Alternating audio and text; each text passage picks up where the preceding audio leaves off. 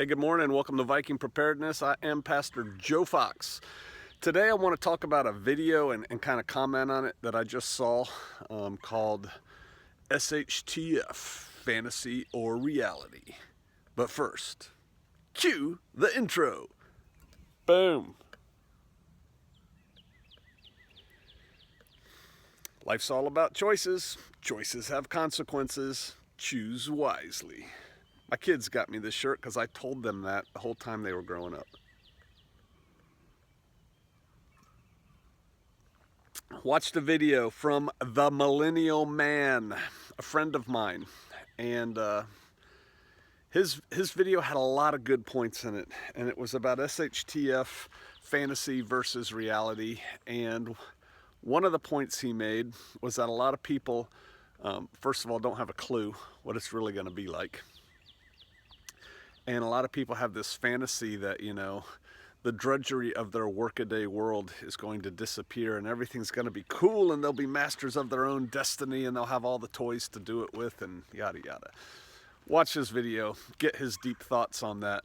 But one of the things I want to talk about today is a comment that I made on his video. When preparing for TEOTWAWKI or SHTF, there's a couple things to keep in mind. One is things could get really ugly early and last for a period of time, but civilization is not going to completely disappear, and some form of normalcy will return, and at that time, people will be held accountable for their actions during SHTF. So you start, murdering neighbors and stacking up bodies, there will be a reckoning that is coming for you. So think about that. The other thing I want to talk about was this. People love, there's a whole industry on preparedness, a consumer industry on, buy this and survive. I like the commercials that show, the ads that show a piece of gear, a knife, a flashlight, a backpack, a pair of pants, a pair of boots, whatever, man. And it shows a man or a woman striding off confidently into chaos because with this piece of gear, by God, you'll survive. And so we tend to think of stuff as resources, right? If I have these resources, this stuff, this gear, me and mine will survive, man, against all comers. It's not the stuff, it's the man or the woman that counts. Now, I said this before in another video, it's probably on my Patreon channel. People spend an inordinate amount of money on guns, firearms. And they think that, if I make my gun look like the pictures I see of CAG or SEAL Team 6 or some Dev Crew, man, or something like that, I'll be cool too, and I'll have the capabilities that go with it. Well, here's the deal. Those men, they use pretty cool weapons, but those men could use a 30-30 and a pocket full of shells and take out whole groups of people armed with the latest Guga space rifles. It's not about the gear, it's about the man or woman using it. Once one gets to a certain level, better gear helps. But until one gets to that level, you'd really be better off spending your time, which is where we're going with this, training. Get good with the weapon you have. Another point that the Millennial Man made, and you should subscribe to his channel, The Millennial Man. Another point he made was that before you go out and spend more money on another set or a set of, optics for your rifle, why don't you go buy some food? Use the iron sights you have. If you can't shoot your rifle with iron sights, you really have no business buying an optic. You don't understand the fundamentals. And so that's what I want to talk about, resources. I think there's two resources as far as SHTF, TEOTWAWKI, preparedness, that really need to be looked at. And the first one is this. It's our most precious resource, time.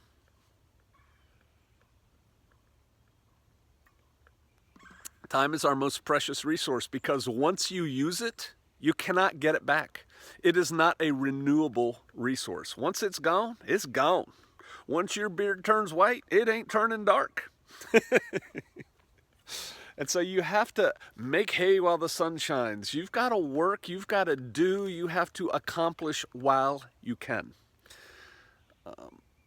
I think a lot of people think that they'll have all the time in the world when something happens. Hey, you won't have to go to work, right? No, you need to spend that time now. It takes a while to get a garden going. What are you gonna eat? You know, people tend to base their scenarios on their current capabilities. And I'm guilty of that to a degree too. I just have really extensive capabilities. But people spin their scenarios based on their own capabilities. So if they have 6 weeks worth of food, they think in 6 weeks everything's going to be okay. I'm telling you, you need to get as self-sufficient now as you can. You need to be producing your own food, raising your own critters for sustainable life. You need to learn this stuff now. It takes a while to learn how to properly garden. How many vegetables did you grow last year? How much of your food budget do you produce, either by growing, hunting, fishing, catching, whatever? Because when this economy collapses around our feet, which there's a myriad of causes that could happen, ain't gonna be no store to go to. And it could go longer than you thought, the problem, the crisis. And there will be a reckoning coming at the end of that crisis. And so you can't be murdering little old ladies and taking their Campbell soup. You got to have a plan for you and yours. What's your plan? It seems so strange to people. They give it labels like prepper and stuff like that, if you get ready. But, my grandma, I know I have a white beard, but it wasn't that long ago. My grandma, everybody in her generation, it was normal to have about a year's supply of food stored up. That's just what people did. They had these things called pantries. It wasn't the little broom cupboard next to your, side of your kitchen. It was a real honest-to-God room about the size of a bedroom that was full of food and canning stuff. Do you know how to can? Do you know how to put up and preserve food? When do you think you're going to learn this? Oh, well, I printed out all this stuff on the internet and it's in my bookshelf, Pastor Joe. And when your house burns down? You got to learn this stuff now. You got to lock this stuff in now. You have to spend time doing things now that will ensure you and yours survive later. And here's the deal. Life goes on, right? You need to make it part of your lifestyle. I have a better life because I eat food that we produced. I'm not getting GMOs or weird sprays or, dirty hands handling my stuff. It's just what we and the Shofarians grow and produce. To the degree that we eat that. I do shop at the grocery store. I'm not trying to mislead you on that. But the food that we produce is good, wholesome food. I live out here in the woods and, I don't drive a Saab Turbo. I don't drive a Mercedes anymore. I live out here and I don't have a whole lot of money. But man, I like my life. My daughter just did a video. She's the neo-hermetess. And she was talking about millennials and how people don't understand them because she is a millennial. And one of her points was she and her friends don't value a career.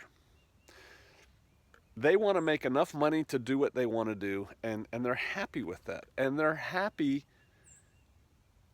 They don't consider poverty a shameful thing. They consider themselves wealthy because they have that most precious of all resources, time. Time to pursue the things they want to pursue. And in my daughter's case, it's mostly art and preparedness. She's planting peas as I speak, I think. So there you go. Time. Something to think about. I was just telling somebody else the other day, I had a boss when I was a young lieutenant who used to tell me, you should constantly ask yourself, what is the best use of my time right now? So I guess right now the best use of my time is trying to motivate you. Number two, another vital resource into which one must invest time if you want this resource to pay off. And that is family, friends, community, tribe, network. Take it out as many circles as you want. These things are not going to happen after the fact in a good fashion. You need to spend the time now to develop, to enhance those relationships with the people who are going to help you and yours survive later. Thinking that you're going to become, the friend of people after the event because you'll have more time to hang out with them and sit on their porch, not going to happen. The tribes, the circles are already being formed. Look around. You want to be part of some groups because no man, no woman is an island. You have to band together with others to survive what is coming. All those people who say, yeah, but you don't understand, all the people around me suck. I suggest you look in the mirror. I think you might find the problem. Either that or you do live in a horrible place, and then so what the heck are you doing there? You don't understand. I can't leave. You got 2 feet, don't you? It's still a free country, pretty much. Point your feet in the direction you want to go and go. I know it sounds so simple. I have responsibilities. I know. I've got responsibilities too. Decisions you make now are going to affect you greatly later. I suggest you invest in time and people.